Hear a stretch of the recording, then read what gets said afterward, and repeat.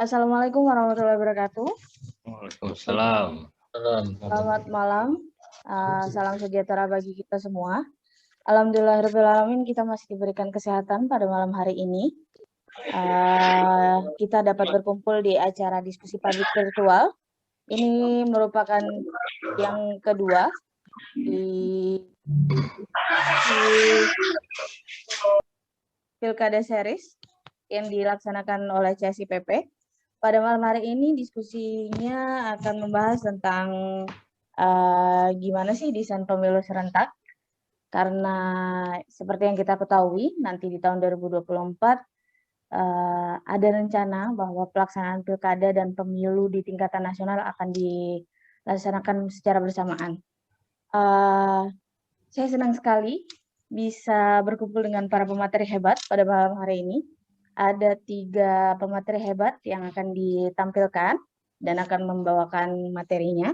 Yang pertama ada Mbak Viola Raininda SH, selaku perwakilan dari Kode Inisiatif. Selamat malam Mbak Viola. Malam Mbak. Malam, salam kenal Mbak.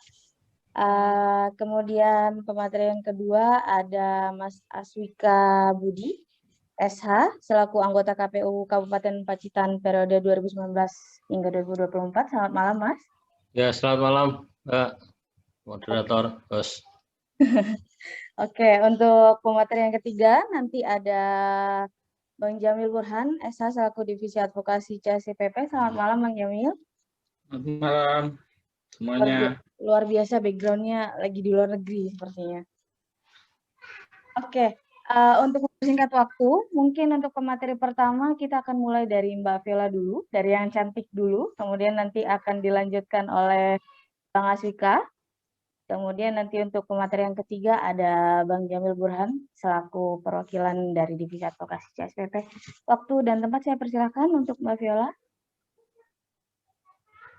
Baik, terima kasih Mbak atas kesempatannya. Assalamualaikum warahmatullahi wabarakatuh. Semoga suara saya dapat terdengar dengan baik. Selamat malam Bapak Ibu sekalian. Terima kasih sudah melibatkan saya di diskusi ini. Salam kepada Mas Jamil dan juga Pak Aswika dan kepada rekan-rekan CSIPP lainnya. Ada teman saya juga di sini, Putri. Halo Putri. Kalau kita berbicara tentang desain pemilu serentak, sebetulnya ini masih sangat relevan dengan isu yang ada di kancah nasional akhir-akhir ini ya. Karena tidak terlepas dari polemik revisi Undang-Undang Pemilu maupun dari adanya keberadaan pasal 201 Undang-Undang Pilkada yang memang menghendaki pilkada akan diselenggarakan di tahun 2024 sekaligus juga akan di tahun yang sama juga akan diselenggarakan pemilu nasional seperti itu. Jadi memang di tahun 2024 nanti kita akan melihat kompleksitas dan juga beratnya penyelenggaraan pemilu karena seluruhnya diserentakkan, semuanya disatukan di dalam 1 tahun seperti itu. Nah, tapi amat disayangkan kompleksitas yang akan kita hadapi di tahun 2024 nanti ternyata tidak direspon positif oleh pembentuk undang-undang baik DPR maupun pemerintah. Karena keduanya telah bersepakat untuk tidak membahas undang-undang RUU Pemilu di tahun ini. Padahal semestinya ini dijadikan momentum untuk memperbaiki desain kepemiluan dan sekaligus karena rancangan undang-undang pemilu ini sudah masuk di dalam prolegnas long list 2019-2024, jadi semestinya bisa jadi satu subjek yang dibahas di dalam revisi undang-undang tersebut. Tetapi sudah ada kesepakatan untuk tetap menyatukan semua perhelatan pemilu maupun pilkada di dalam 1 tahun. Ini yang amat perlu kita antisipasi seperti itu dan tetap harus didorong terkait dengan perubahan desain ini. Bicara soal desain sebetulnya ada satu putusan Mahkamah Konstitusi yang sangat relevan mendiskusikan tentang ini, yaitu putusan Mahkamah nomor 55 tahun 2019 yang diputus 2 tahun lalu yang diajukan oleh Perludem. Pada saat itu memang satu yang diadres atau main question-nya adalah bagaimana desain pemilu serentak yang konstitusional seperti itu, dan momentum yang dihadapkan pada atau yang ditawarkan kepada Mahkamah Konstitusi pada saat itu ialah pasal 201 itu. Jadi ada momentum pilkada dan juga pemilu nasional yang diselenggarakan secara serentak seperti itu. Nah, kemudian sejatinya sebetulnya Mahkamah sudah menggariskan gitu pemilu yang desain pemilu yang serentak itu pilihannya baiknya seperti apa saja seperti itu. Ada 6 poin. Saya pikir tidak perlu saya bacakan, mungkin nanti Bapak Ibu bisa melihat dan membaca putusan Mahkamah nomor 55 tahun 2019 seperti itu. Nah, pertanyaannya adalah apakah serta-merta dengan putusan Mahkamah ini persoalan konstitusionalitas pemilu serentak serta-merta selesai seperti itu. Nah, dalam pandangan kami sejatinya dari MK sendiri masih belum selesai karena masih menimbulkan banyak sekali pertanyaan, baik dari yang mulai dari hal yang prinsipil sampai yang teknikal seperti itu. Karena tidak semuanya dihadirkan Mahkamah di dalam putusan yang tadi saya singgung. Yang pertama adalah kita membaca pertimbangan Mahkamah ketika berbicara soal keserentakan pemilu dan desain pemilu pada umumnya, pasti Mahkamah akan terus menyinggung atau mempertimbangkan soal sistem presidensil, sistem pemerintahan presidensil yang efektif seperti itu. Tetapi dalam pembacaan kami selama ini, Mahkamah sejatinya belum pernah mendefinisikan secara rinci dan terlihat secara terang begitu sistem presidensil yang efektif itu yang seperti apa. Mahkamah selama ini memberikan ways-nya saja, cara-caranya saja, misalnya sistem untuk membentuk sistem presidensil yang efektif harus menyederhanakan partai politik di parlemen seperti itu. Kemudian harus menyelenggarakan pemilu secara serentak dan lain sebagainya. Mahkamah hanya menyebutkan poin-poin bagaimana cara membentuk sistem presidensil yang efektif, tetapi tidak mendefinisikan sendiri sistem presidensil yang efektif itu seperti apa. Kemudian yang kedua adalah pilihan Mahkamah Konstitusi, meskipun sudah ada 6 poin yang disampaikan, tetapi lagi-lagi melepaskan begitu saja kepada pembentuk undang-undang. Silakan pilih, yang penting satu dari 6 poin inilah kau pilih, seperti itu kasarnya. Nah, tetapi sangat disayangkan Mahkamah tidak mempertimbangkan case konkret yang potensial kita hadapi, yaitu di tahun 2024 nanti. Padahal pemohon sudah menyinggung salah satu klausul kenapa perlu mempertanyakan desain yang konstitusional ini karena pemilu dan pilkada di tahun 2024 secara bersamaan seperti itu. Sebenarnya cukup disayangkan karena salah satu poin yang dianggap konstitusional oleh Mahkamah adalah pemilu DPR, DPD, Presiden dan Wapres dan juga DPRD seperti itu diselenggarakan secara berbarengan juga dengan gubernur, bupati, dan wali kota. Dan ini kurang lebih adalah desain yang akan kita hadapi di tahun 2024. Bagi saya, Mahkamah belum memberikan pesan yang cukup mendalam begitu soal desain pemilu serentak, karena dalam pandangan kami pemilu serentak itu bukan soal desain waktunya saja, kapan dia harus diselenggarakan, tapi bagaimana desain ini bisa menghadirkan atau membantu kita untuk mencapai demokrasi yang bersifat prosedural dan substantif secara bersamaan gitu. Jadi mesti memikirkan konstruksi penyelenggaraan kepemiluan secara holistik maupun penegakan hukumnya sebagai salah satu concern kami juga di Lembaga Kode Inisiatif. Mempelajari beberapa putusan mahkamah soal pemilu dan juga tentang soal kepemiluan pada prinsipnya seperti itu, saya berpandangan bahwa semestinya kita tidak menyempitkan pandangan kacamata kita terbatas pada menafsirkan norma-norma konstitusi saja ya. Penafsiran konstitusi itu harus, bahkan untuk hal yang berkaitan dengan pemilu itu harus sekali memperhatikan secara mendetail hal-hal yang sifatnya teknikal dan prosedural. Karena bisa jadi dua hal ini malah yang menjadi sumber konstitusionalitas satu hukum atau tindakan penyelenggaraan negara, dalam hal ini soal pemilu.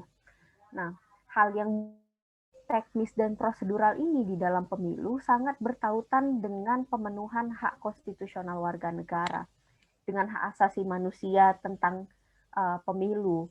Jadi tidak serta-merta bisa dikesampingkan begitu saja dan tidak dipertimbangkan secara mendalam oleh mahkamah. Sejatinya MK itu sudah pernah memiliki pendirian tentang isu teknis prosedural ini. Di zaman Profesor Mahfud ketika menjadi Ketua Mahkamah Konstitusi, Hakim Konstitusi pernah memberikan kerangka atau framework bagaimana menggunakan hak pilih secara konstitusional dengan KTP pada saat itu di pemilu tahun 2009 kalau tidak salah.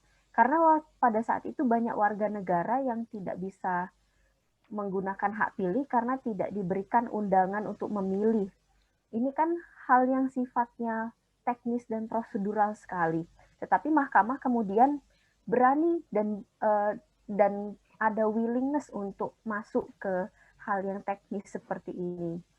Nah, semestinya di desain keserentakan pemilu ini, di putusan yang tahun 2019 lalu, mahkamah pun harusnya ada ketegasan untuk menyentuh hal yang sifatnya teknikal dan prosedural ini.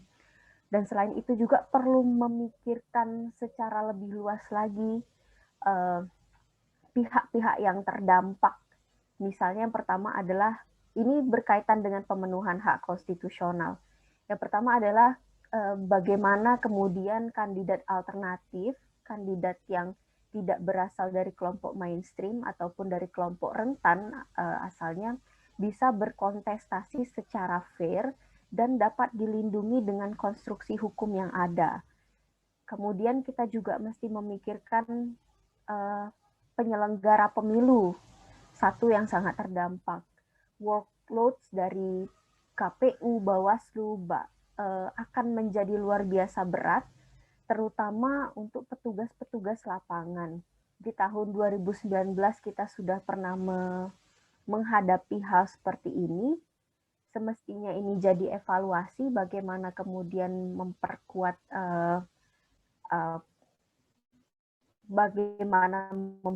desain dan juga kelembagaan penyelenggara pemilu untuk mengantisipasi adanya penyelenggara yang tumbang seperti itu. Tetapi ternyata tidak menjadi pertimbangan yang lebih mendalam.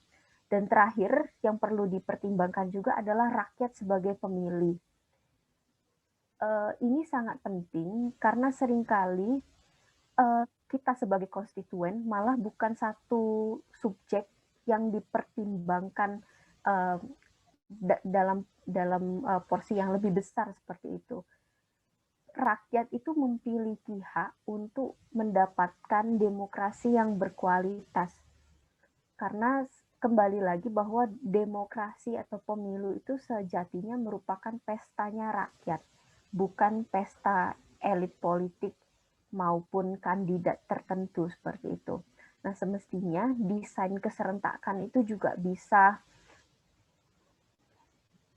mempertimbangkan hak rakyat untuk mendapatkan demokrasi yang konstitusional.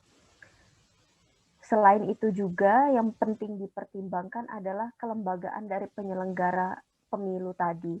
Kalau di sini dia lebih kepada manajemen pemilu, kepada pengawasan dan juga penegakan hukum pemilunya.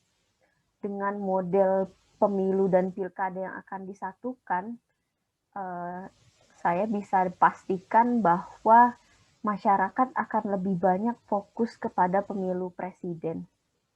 Ini juga terjadi seperti di tahun 2019 lalu. Tidak terlalu banyak dari kita yang pay attention dalam pengawasan pemilu legislatif, baik DPD, DPRD maupun DPR di tahun 2019 lalu. Maka dari itu banyak sekali sebetulnya case fraud ataupun penggelembungan suara dan hal lain sebagainya yang luput dari pengawasan rakyat karena seluruhnya memang sangat fokus kepada pemilu presiden, apalagi di pemilu 2024 nanti. Semestinya ini dipertimbangkan dengan lebih seksama lagi soal fokus masyarakat dalam memperhatikan dan juga mengikuti proses kontestasi demokrasi ini. Nah, kalau dari kami, Kode Inisiatif, kami ada dorongan bahwa pemilu itu, pilkada terutama itu semestinya bisa dilakukan di tahun 2022 ataupun 2023. Ini untuk memecah fokus juga supaya penyelenggara pemilu bisa lebih fokus untuk menyelenggarakan dan mengawasi kontestasi rezim pemilu tertentu begitu supaya menghasilkan bangunan demokrasi yang lebih berkualitas.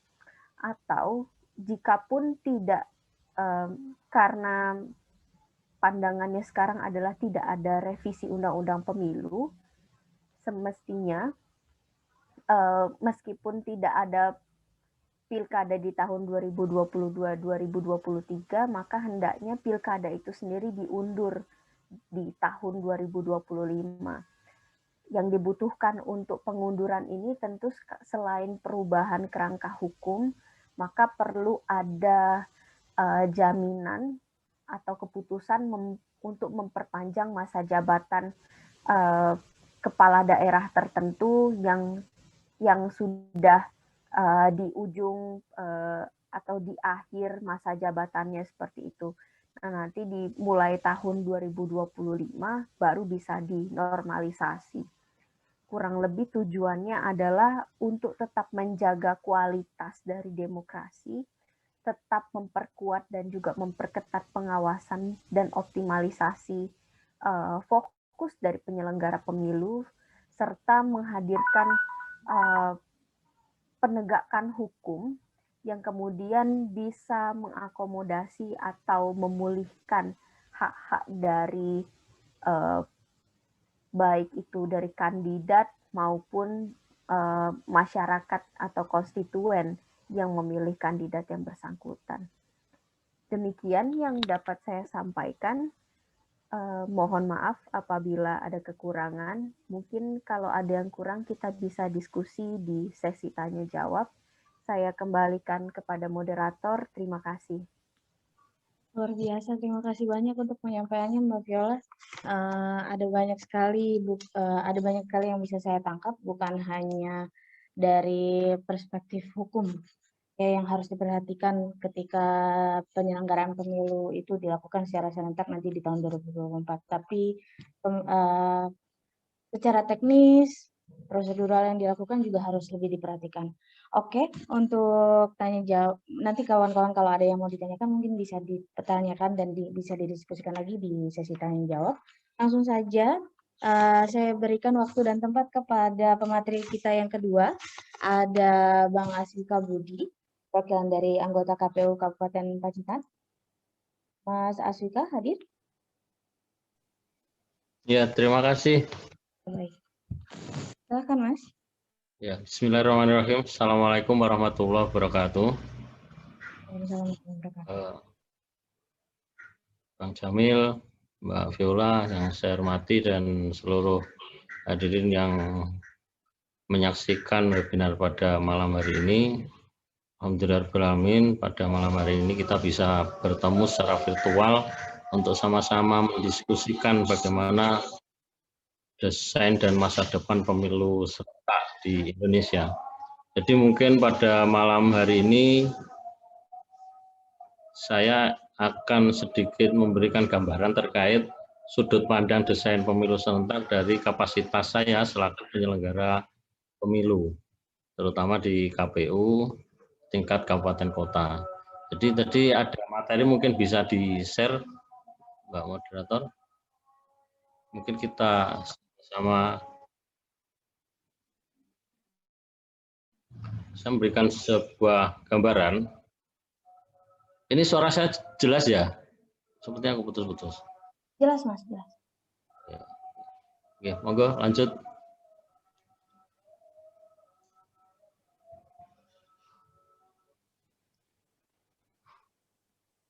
Ya, Bapak-Ibu sekalian, jadi terkait dengan regulasi desain pemilu dan pemilihan serentak ini, kita ketahui bersama bahwa pangkal regulasinya adalah di pasal 167 Undang-Undang Pemilu serta pasal 201 ayat 8 Undang-Undang Pilkada. Jadi di dalam Undang-Undang Pemilu diinstruksikan kita bahwasanya pemilu ini dilaksanakan 5 tahun sekali. Sementara terkait dengan waktu 5 tahun sekali ini untuk tahun 2024 tidak ditentukan bulannya kapan, akan tetapi di Undang-Undang tentang Pilkada ini sudah ditentukan di ayat 8 bahwasanya pemungutan suara serentak ini dilaksanakan pada bulan November 2024. Jadi misalkan kita berkaca pada Pileg Pilpres tahun 2019 kemarin digelar tanggal 17 April, jadi kemungkinan kalau kita menarik 5 tahun ke depan artinya penyelenggaraan pemilu baik Pileg maupun Pilpres akan dilaksanakan pada bulan April 2024. Jadi selama kurun waktu 2024 ini didesain untuk melakukan pemilu maupun pemilihan serentak di bulan April dan bulan November. Jadi dalam 1 tahun kita akan menghadapi 2 macam pemilihan umum. Lanjut.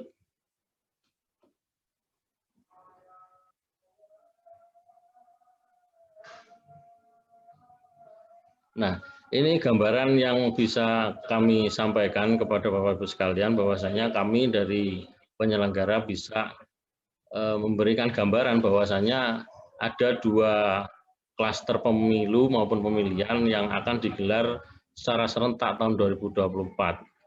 Yang pertama adalah pemilihan presiden dan wakil presiden. Ini nanti estimasi kami masa jabatan presiden ini kan selesai tanggal 20 Oktober 2024. Dan paslon terpilih ini harus sudah tersedia 14 hari sebelum masa jabatan selesai. Artinya tanggal 6 Oktober 2024 paslon presiden maupun wakil presiden ini sudah harus ditetapkan. Artinya hari pemungutan suara Pilpres, bagaimana tadi saya sampaikan, ketika kita merujuk tahun 2019 itu digelar tanggal 17 April, sehingga 5 tahun setelahnya ini bisa diselenggarakan antara bulan Maret atau bulan April tahun 2024.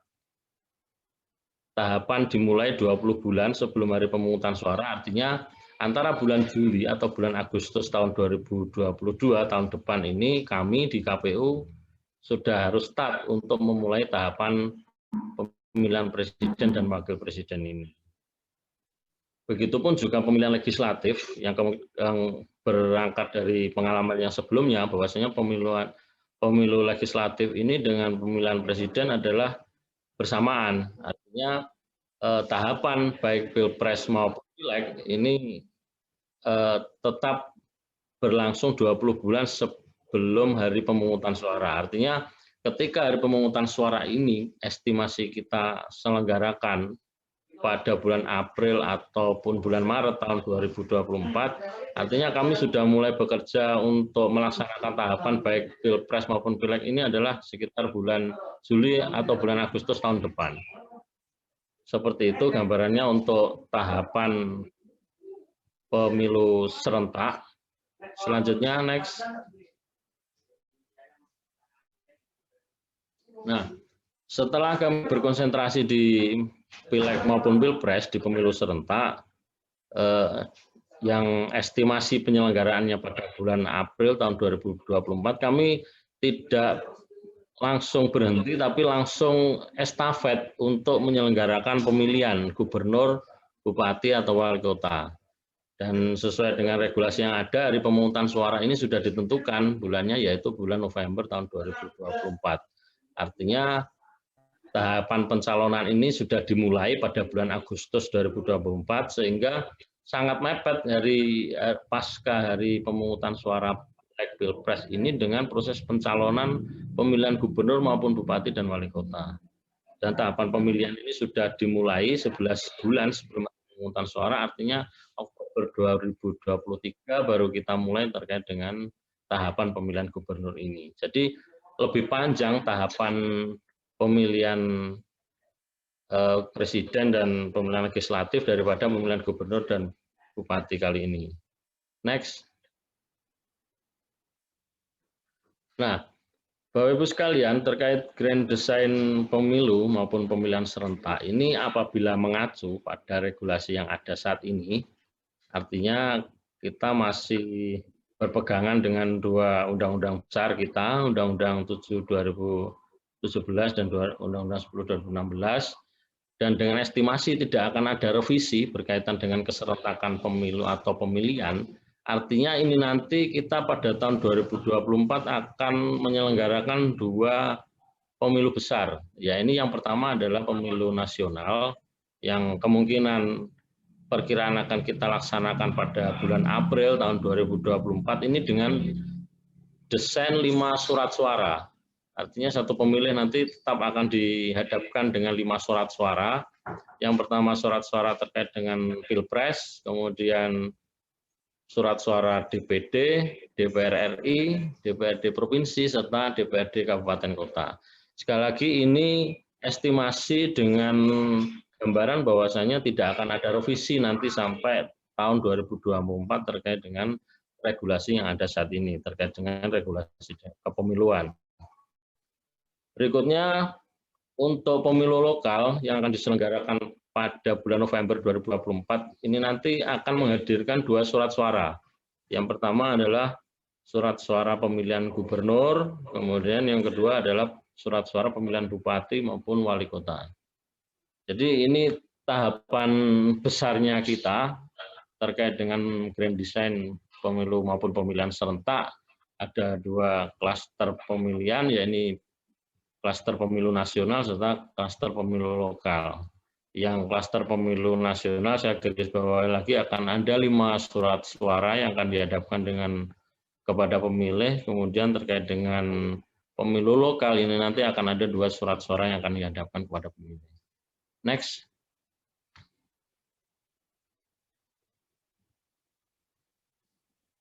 Nah, ini konsekuensi yang kita rangkum, yang kita review terkait dengan adanya pemilu dan pemilihan serentak 2024. Yang pertama adalah jeda hari pemungutan suara, yakni April menuju November ini sangat mepet dan terlalu dekat.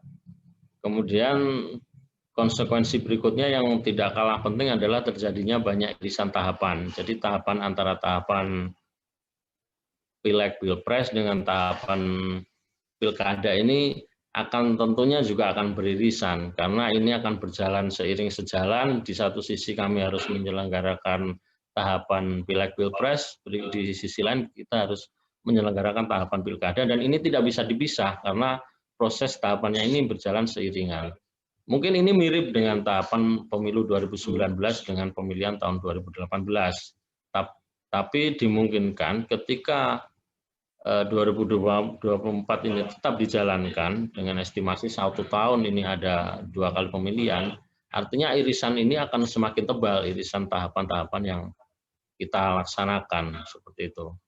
Kemudian berikutnya adalah kebutuhan anggaran tentu juga sangat besar, terutama untuk membiayai penyelenggaraan pemilu nasional yang kita ketahui bersama bersumber dari APBN dan Pilkada bersumber dari APBD. Ini juga akan ada serapan anggaran yang sangat luar biasa di tahun 2024 apabila 2 pemilihan besar ini benar-benar terjadi di tahun 2024. Berikutnya adalah beban penyelenggaraan yang tinggi bagi kami di KPU dan jajaran, termasuk dari sampai ke tingkat ad hoc, untuk menyelenggarakan pemilu dan pemilihan secara serentak. Artinya ketika kami berkonsentrasi, tidak hanya kami di tingkat KPU, bahkan sampai tingkat ad hoc di kecamatan, maupun di tingkat desa ataupun kelurahan, ini kita langsung estafet tahapan. Jadi ketika tahapan 1 selesai, tahapan berikutnya langsung kita sambung, kita selesaikan untuk memastikan bahwasannya tahapan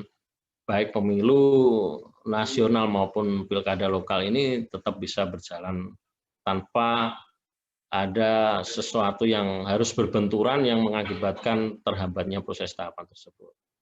Meskipun begitu, terkait dengan pilkada serentak tahun 2024 ini sebenarnya relatif dapat kita kalkulasi terkait apapun tahapan dan potensi-potensi persoalannya yang ada. Next.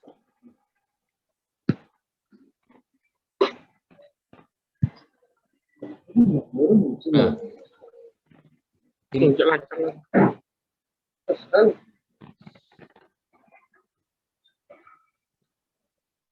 ya implikasi. Ya berikut saya gambarkan terkait dengan implikasi pemilu dan pemilihan serentak tahun 2024. Yang pertama adalah yang tidak bisa kita hindarkan adalah pemilu dengan 5 surat suara. Pemilu dengan 5 surat suara ini tentu memiliki implikasi yang sangat serius. Yang pertama adalah terkait dengan waktu pemungutan suara yang cenderung tentunya lebih lama. Dengan gambarannya yang saya gambarkan kurang lebih rata-rata satu pemilih ini membutuhkan waktu antara 5 sampai 7 menit di dalam bilik suara. Tentu ini juga harus kita pikirkan betul misalkan ini terjadi, apalagi kita hari ini masih dalam suasana pandemi COVID-19 dan mudah-mudahan nanti tahun 2024 kita sudah kembali normal seperti sedia kala. Kalaupun kita harus melaksanakan dengan era new normal seperti yang sudah kita laksanakan beberapa waktu kemarin, tentu juga ini harus kita pertimbangkan lebih matang lagi terkait dengan waktu pemilih berada di dalam bilik suara. Ini rinciannya dengan rata-rata waktu 5-7 menit ini adalah misalkan untuk pemilih muda kita estimasi antara 3-5 menit dia bisa menyelesaikan pemungutan suara di dalam bilik tersebut. Ini khusus untuk pemilih muda. Sedangkan untuk pemilih tua, dan berangkat dari pengalaman kami, kemungkinan rata-rata membutuhkan waktu antara 7-9 menit. Ini tentu juga sangat panjang sekali waktunya. Dan belum lagi terkait dengan pemilih disabilitas, yang membutuhkan waktu kita hitung antara 9-11 menit untuk menyelesaikan 5 surat suara di dalam bilik tersebut. Nah, pemungutan suara mungkin tetap dapat diselesaikan pukul 1 siang, namun ada perhitungan syarat yang mungkin kita ajukan ini nanti, misalkan ini tetap dilaksanakan pemilihan serentak, adalah jumlah pemilih per TPS tentunya juga harus diturunkan dari semula maksimal 500 pemilih menjadi maksimal 300. Bapak Ibu sekalian perlu diketahui bersama bahwasanya terkait dengan pemilu maupun pemilihan yang sudah kita laksanakan selama ini, sebelum kondisi pandemi COVID-19 ini, di TPS maksimal pemilih itu adalah 700. Kemudian dengan adanya kondisi pandemi COVID ini, KPU RI membijaksanai untuk menurunkan jumlah pemilih maksimal 500 dengan estimasi dapat mengurangi kerumunan di dalam TPS tersebut. Nah, apabila desain 5 surat suara ini tetap dilaksanakan pada tahun 2024, tentunya efektivitas ini harus bisa kita tingkatkan apabila pemilih ini bisa diturunkan maksimal 300 pemilih dalam satu TPS. Artinya maksimalisasi pemungutan suara ini tetap bisa dilaksanakan di dalam satu TPS karena pemilihnya juga tidak terlalu banyak. Apabila pemilihnya ini tetap kita paksakan banyak, tentu waktu ini juga akan beriringan. Karena kami mengestimasi pukul 1 ini kan sesuai aturan sudah harus selesai pemilu kita.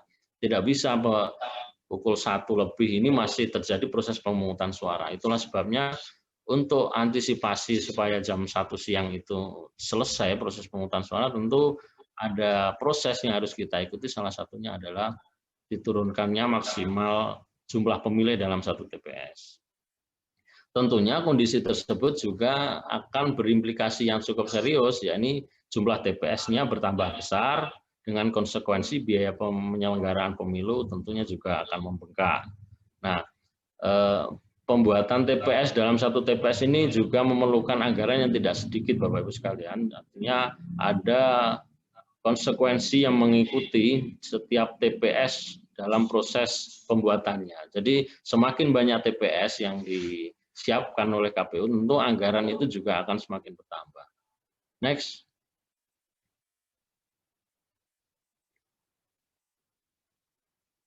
Nah, berikutnya implikasi selanjutnya adalah KPPS kami tentu juga membutuhkan waktu yang lebih lama untuk menghitung dan membuat salinan C1 dengan gambaran KPPS perlu kurang lebih 45-60 menit untuk menghitung surat suara Pilpres dan pemilu DPD. Kemudian KPPS perlu kurang lebih 90-105 menit untuk menghitung surat suara pemilu DPR RI, DPRD Provinsi, dan DPRD Kabupaten Kota. Kemudian proses penghitungan suara ini diprediksi selesai paling cepat antara pukul 11 atau pukul 12 malam. Apalagi di tengah malam itu juga kita perlu waktu di jajaran ad hoc kami di KPPS, perlu waktu untuk menyalin antara hasil rekapitulasi di form C plano yang besar itu ke form C1 salinan, serta membuat rangkapannya sesuai dengan jumlah kebutuhan yang diperlukan selama ini. Nah, waktu-waktu inilah yang tentunya akan menjadikan kami di KPU itu harus bekerja ekstra terkait dengan penyelesaian pemilihan 5 surat suara ini. Tentunya dari pagi pukul 7 kita start di TPS sampai dengan tengah malam ini harus selesai. Kita tidak bisa memberikan jeda karena secara hierarki aturan memang kita disyaratkan untuk menyelesaikan tahapan proses pemungutan suara ini tanpa jeda. Itulah sebabnya tentu beban kerja kawan-kawan di KPPS nantinya akan dari pagi sampai ketemu pagi lagi, dan bahkan tidak menutup kemungkinan itu nanti akan melebihi waktu 24 jam sejak TPS dibuka. Artinya tidak menutup kemungkinan di TPS-TPS tertentu, di daerah-daerah tertentu di Indonesia itu akan selesai lebih dari pukul 7 pagi di hari berikutnya. Seperti itu. Next.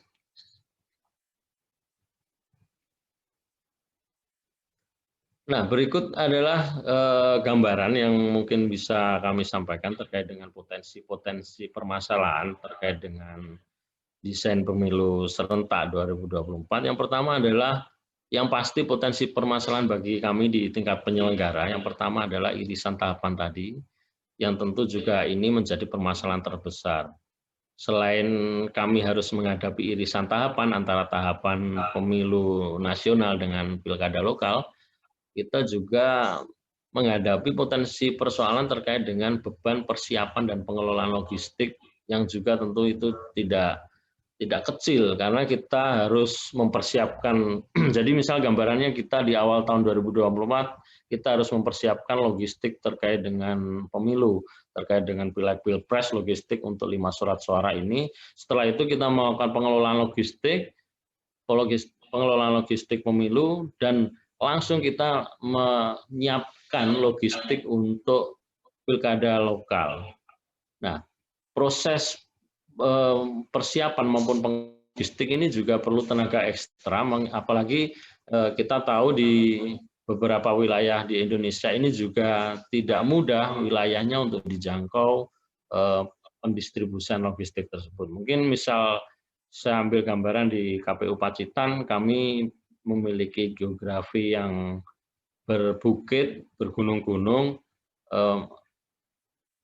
asalkan tidak ada bencana longsor, mungkin kita bisa lancar untuk mendistribusikan logistik.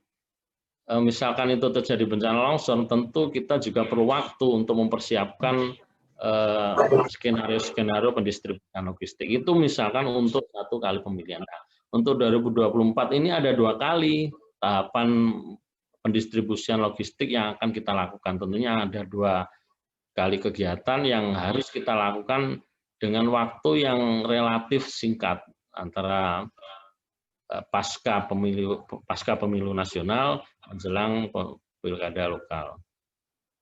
Kemudian yang kami prediksi terkait dengan potensi permasalahan di luar teknis penyelenggaraan kami adalah yang pertama, kami memprediksi mungkin pemilih cukup kesulitan untuk memilah isu antara pemilu nasional dan pemilihan lokal, termasuk berkaitan dengan isu pemilihan calon eksekutif dengan calon legislatif. Nah, ini juga sesuatu hal yang sangat krusial, tidak hanya kami di KPU untuk menjaga proses sosialisasi, tapi juga kawan-kawan dari partai politik, dari paslon, ini juga harus bisa menempatkan bagaimana pemilih ini memahami kapan mereka akan melakukan pemilihan calon eksekutif dan kapan mereka harus melakukan pemilihan legislatif. Nah, apalagi waktunya ini juga cukup singkat. Jadi dengan singkatnya waktu ini, proses sosialisasi ini juga tidak mudah untuk bisa ditanamkan kepada masyarakat di pelosok Indonesia, terutama seperti itu. Nah, yang berikutnya adalah dengan jarak antara pemilu dan pemilihan yang berdekatan, kemungkinan partai politik juga akan cukup repot terkait dengan proses pencalonan. Nah, ketika di awal 2024 ini dilakukan pemilu, ini juga proses pencalonan ini juga melibatkan partai politik yang cukup serius. Bagaimana mereka harus menyiapkan calon legislatif sampai dengan calon presiden. Nah, konsentrasi ini juga bukan sesuatu yang sepele bagi kami, artinya ini juga cukup menyita waktu. Nah, di saat proses Pilpres ini berjalan, kemudian hari pemungutan suara yang terjadi, dan masih hangat untuk mengawal selesainya proses tahapan pencalonan ini, tahapan sampai jadinya si calon legislatif atau calon presiden ini, partai politik harus berkonsentrasi selanjutnya untuk menyelesaikan pencalonan pilkada. Jadi pencalonan gubernur maupun pencalonan bupati dan wali kota. Tentu ini juga akan harus membutuhkan tenaga yang ekstra, pemikiran yang ekstra, dan tidak mudah terutama untuk menyiapkan berkas-berkas administrasi terkait dengan pencalonan.